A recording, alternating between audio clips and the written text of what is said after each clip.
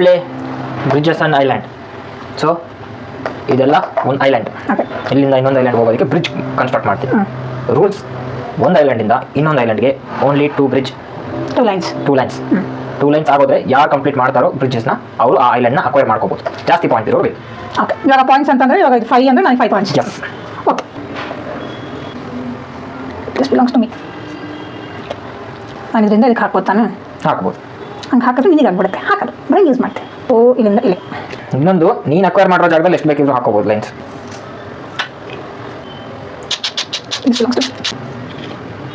ಇದು ಮೋಸ first class start ಮಾಡ್ತಾರೆ, ಅವ್ರಿಗೆ ಬೆನಿಫಿಟ್.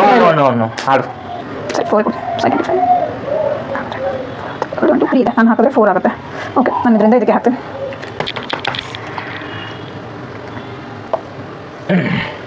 ಹಾಕೋಯ್ತು. ಸುಮ್ಮನೆ ಗೇಮ್ ಎಕ್ಸ್ಟೆಂಡ್ ಆಗುತ್ತೆ.